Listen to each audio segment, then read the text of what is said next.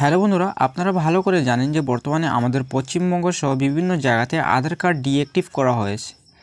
এবং বন্ধুরা, যাদের আধার কার্ড বাতিল হচ্ছে তাদের বাড়িতে ইন্ডিয়া পোস্টের মাধ্যমে একটা করে চিঠি পাঠানো হচ্ছে। আপনারা সেই লেটারটি ভিডিও স্ক্রিনে দেখতে পাচ্ছেন। এখানে লেখা আছে যে আপনার আধার কার্ড ডিঅ্যাক্টিভ করে দেওয়া হয়েছে। এর ফলে বন্ধুরা, যাদের বাড়িতে এই চিঠি আসছে তাদের মাথায় হাত, তারা বুঝতেই পারছে না তাদের আধার কার্ড কিসের জন্য ডিঅ্যাক্টিভ হয়েছে। এবং অনেকে মনে করছে যারা বাংলাদেশি নাগরিক অনেক দিন থেকে আসেন ইন্ডিয়াতে, তাদের ক্ষেত্রে আধার কার্ড বাতিলটা হয়েছে। এমনটা কিন্তু নয়। এই সমস্ত বাংলাদেশি নাগরিকদের পাশাপাশিও কিন্তু যারা ইন্ডিয়ান নাগরিক, যাদের পূর্বপুরুষের জন্ম এই ভারতবর্ষই, তাদেরও আধার কার্ডগুলো কিন্তু বাতিল করা হয়েছে। এবং অনেকে এই বিষয়টাকে নিয়ে এইভাবে বলছেন, যারা 10 বছর ধরে আধার কার্ড আপডেট করেননি তাদের জন্য এইটা হয়েছে। তো বন্ধুরা, আপডেট না করার কারণে আধার কার্ড ডিঅ্যাক্টিভ হয়ে যাবে তা কিন্তু কখনো হয় না। কারণ বন্ধুরা, এই আপডেট করার লাস্ট ডেট আধারের তরফ থেকে জানানো হয়নি। হ্যাঁ, তবে শুধুমাত্র ফ্রিতে আপডেট করার লাস্ট ডেট, যেটা 14 মার্চ 2024 বলে জানানো হয়েছিল।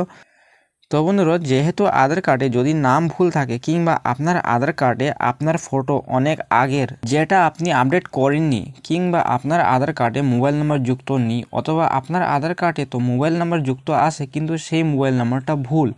তো বন্ধুরা, এইসব সমস্যা যদি আপনাদের আধার কার্ডে আসে, যেমন নিজের নাম ভুল, আঙুলের ছাপ পরিবর্তন করা হয়নি অনেক দিন থেকে, কিংবা মোবাইল নাম্বারের সমস্যা, তাহলে এইসব সমস্যার সমাধান করার তো কোনো লাস্ট ডেট ছিল না, না আধার কার্ডের অফিসিয়াল সাইট থেকেও কোনো দিন জানানো হয়েছে। হয়তো আপনারা এটাই ভাবছেন আধার কার্ডের এই সমস্ত ভুলগুলিকে এত তারিখের মধ্যে কারেকশন করতে হবে, অথবা আধার কার্ড আপডেট করতেই হবে, যেহেতু কোনো লাস্ট ডেট এক্সপায়ারি ডেট দেওয়া ছিল না। তো কোন কারণে এত লোকের ঘরে ঘরে আধার কার্ড বাতিলের লেটার পাঠানো হচ্ছে?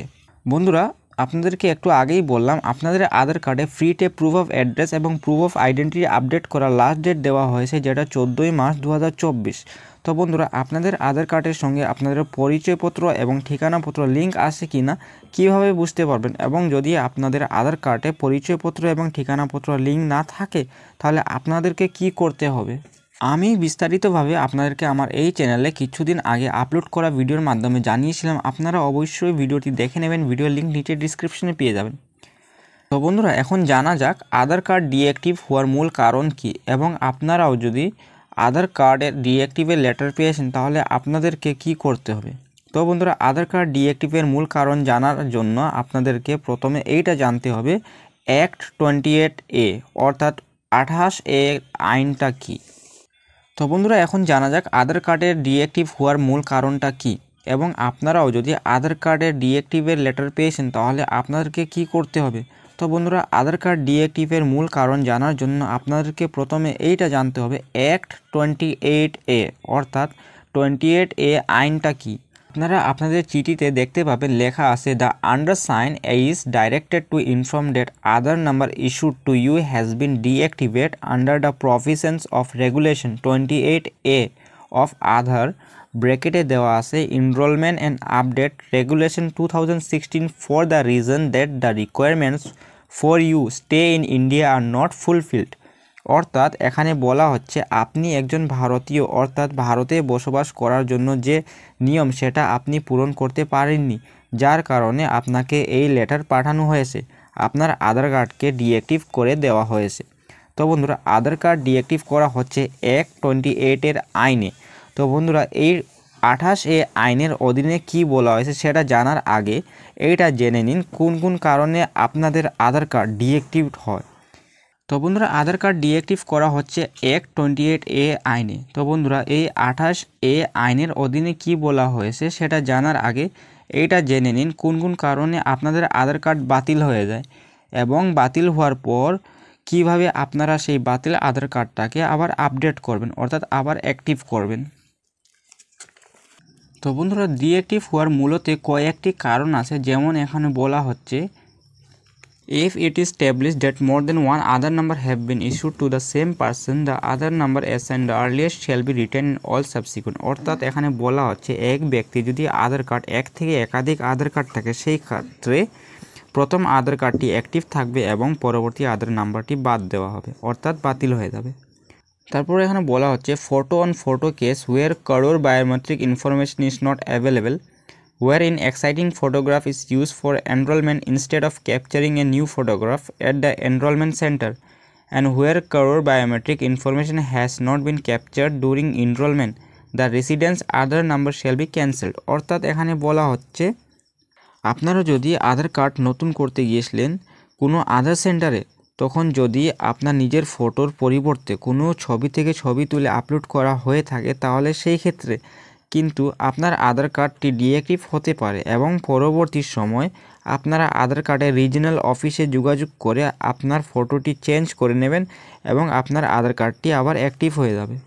তারপর বন্ধুরা বলা হচ্ছে false biometric exceptions case where the enrollment has been wrongly carried out as a biometric exception case, the Aadhaar number shall be cancelled. অর্থাৎ এখানে বলা হচ্ছে আপনি যদি ফলস ইনফরমেশন দেন, বায়োমেট্রিক ইনফরমেশন ফলস, সেই ক্ষেত্রে আপনার আধার কার্ড ডিঅ্যাক্টিভ হয়ে যাবে। তারপর বন্ধুরা সি অপশনে দেখতে পাচ্ছেন where it is found at a later stage that enrollment has been carried out without valid supporting documents, the Aadhaar number shall be deactivated till it is updated by Aadhaar number holder after furnishing valid supporting documents. অর্থাৎ এখানে বলা হচ্ছে আপনারা যখন আধার card করেছিলেন তখন যদি কোনো রকমের ভ্যালিড ডকুমেন্টস ছাড়াই করে থাকেন, মানে যদি কেউ ডুপ্লিকেট ডকুমেন্টস দিয়ে আধার কার্ড করে থাকে, সেই ক্ষেত্রে আধার কার্ড ডিঅ্যাক্টিভ হয়ে যাবে এবং পরবর্তীতে আপনি যদি ভ্যালিড ডকুমেন্টস নিয়ে আপনার আধার কার্ড সেন্টারে যান, সেই ক্ষেত্রে আপনার আধার কার্ড আবার অ্যাক্টিভ করে দেওয়া হবে। তারপর বন্ধুরা ডি অপশানে কী বলা হচ্ছে, ডি অপশানে বলা হচ্ছে বন্ধুরা যে আপনি যদি আপনার আধার কার্ডে এমন কিছু ওয়ার্ড ইউজ করেন যেটা শুনতে খারাপ লাগে কিংবা সেই ওয়ার্ডের কোনো খারাপ মিনিং বার হয়, এই টাইপের যদি ওয়ার্ড থাকে আপনার আধার কার্ডে, সেই ক্ষেত্রেও আপনার আধার কার্ড ডিঅ্যাক্টিভ হয়ে যাবে।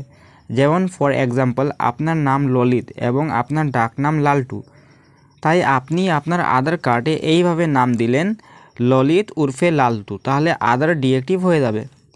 এবং নেক্সট অপশানে বলা হচ্ছে যখন 5 বছরের নিচে বাচ্চাদের নতুন আধার কার্ড করা হয় তখন বাচ্চাদের আঙুলের ছাপের প্রয়োজন হয় না, কিন্তু যখন সেই বাচ্চাটার বয়স 5 বছরের উপরে হয়ে যায় তখন বাচ্চাটার আধার কার্ড আপডেট করে নিতে হয়। আপনাকে 2 বছরের টাইম দেওয়া হয়, অর্থাৎ 5 বছর থেকে 7 বছরের মধ্যে বাচ্চার আধার কার্ডটি আপডেট করে নিতে হবে। যদি সেটা না করা হয় তাহলে বাচ্চাটির আধার কার্ড ডিঅ্যাক্টিভ হয়ে যাবে এবং পরবর্তীতে যখনই 15 বছর বয়স হয়ে যায় 15 বছর পরে আবার আরেকবার আপডেট করে নিতে হয়। তো বন্ধুরা এইসব সমস্যার কারণে যদি আপনাদের আধার কার্ড ডিঅ্যাক্টিভ অর্থাৎ বাতিল হয়ে থাকে, সেই ক্ষেত্রে আপনারা আপনাদের আধার কার্ডের রিজিনাল অফিসে গিয়ে বায়োমেট্রিক আপডেট, আধার আপডেট কিংবা ফটো চেঞ্জ, অর্থাৎ যার যে ভুলের কারণে আধার কার্ড ডিঅ্যাক্টিভ হয়ে গিয়েছে সেই ভুলটি সংশোধন করে নেবেন, আধার কার্ড আবার অ্যাক্টিভ হয়ে যাবে। এখন মেন সমস্যাটা জানা যাক, যেটা ইন্ডিয়ান পোস্টের মাধ্যমে আসা চিঠিতে দেখতে পাবেন 28A অধীনে, অর্থাৎ আইন 28A। এই আইন 28A-তে কী বলা হচ্ছে দেখুন। তো বন্ধুরা 28A আইন মূলত ভারতবাসীর জন্য নয়, যারা বিদেশি, যারা ভারতের বাইরে থেকে আমাদের দেশে এসেছে তাদের ক্ষেত্রে এই 28A আইন। সাপোজ মনে করেন কোনো একটা ব্যক্তি বাইরের দেশ থেকে আমাদের দেশে ভারতে এসছে, আসার পর সে কিছু ফেক ডুপ্লিকেট ডকুমেন্টস তৈরি করে একটা আধার কার্ড তৈরি করে নিল।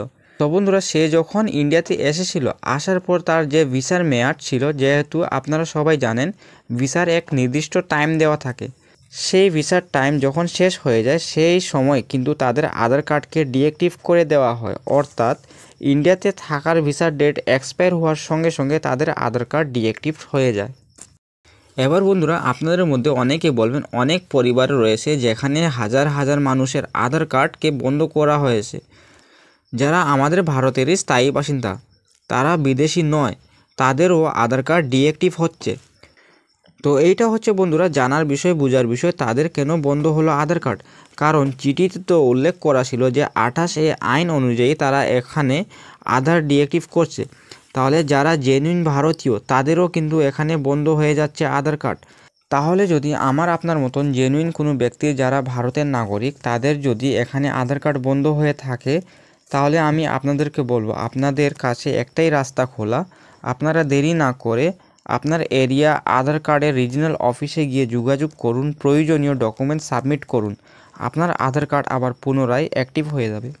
তো বন্ধুরা লাস্টে এইটা বোঝা মুশকিল হয়ে গেল, বন্ধুরা যারা বিদেশি পর্যটক কিংবা বিদেশ থেকে ভিসা নিয়ে ভারতে ব্যবসা বাণিজ্য করার জন্য এসছে, এবং ভারতে আসার পর যখনই তারা আধার কার্ডটি তৈরি করে নিল, তারপর যখনই তাদের ভিসার ভ্যালিডিটিটা শেষ হয়ে গেল, তখন তাদের আধার কার্ড 28 আইনের অধীনে ডিঅ্যাক্টিভ হয়ে যায়। সেটা তো স্পষ্টভাবে বোঝা গেল, কিন্তু যে প্রশ্নটা আমাদের সবার মনে থেকে গেল, যেটা হলো যদি কালকে আপনার আমার আধার কার্ডটা বন্ধ হয়ে যায়, আপনি মনে করেন আপনার বয়স 30 বছর এবং আপনার জন্ম এই ভারতের মাটিতেই এবং আপনার বাবার জন্ম এখানেই ভারতবর্ষই এবং এতদিন ধরে ভোট দিয়ে আসছেন, হঠাৎ দেখতে পেলেন কালকে আপনার বাড়িতে আধার ডিঅ্যাক্টিভেশনের চিঠি যায়, তাহলে এইটা কিভাবে 28 আইনের রেগুলেশনের আন্ডারে বন্ধ হলো? এই কারণে যদি আধার কার্ড বন্ধ হয়, যেমন বাচ্চার আধার কার্ড করা হয়েছিল তখন বাচ্চার বয়স ছিল 1 বছর এবং এখন বাচ্চার বয়স হয়ে গেল 10 বছর, কিন্তু আধার কার্ড আপডেট করা হয়নি, যার কারণে আধার কার্ড ডিঅ্যাক্টিভ হয়ে গিয়েছে। এটা কিন্তু বোঝা যাচ্ছে সমস্যা, কিন্তু ডাইরেক্ট 28 বিদেশি আইনের চিঠি বাড়িতে পাঠানো হচ্ছে, তাও তাদের বাড়িতে যাদের বাপ দাদা সবার জন্ম এই ভারতবর্ষে। এই আধার ডিঅ্যাক্টিভেশনের ফলে অনেক লোকের অনেক সমস্যার সম্মুখীন হতে হচ্ছে। রাজ্যে আধার কার্ড নিয়ে বেশ কিছু সমস্যা দেখা দিয়েছিল এবং সেই সমস্যা অফিসিয়াল ত্রুটির জন্য হয়েছিল, কিন্তু আমি বাংলার জনগণকে আশ্বস্ত করতে চাই কারো আধার কার্ড বাতিল হচ্ছে না। বাংলার প্রায় 54,000 আধার কার্ডের সাথে এই সমস্যা হয়েছিল। আজ রাতের মধ্যে সমস্ত কিছু ঠিক হয়ে যাবে। মাননীয়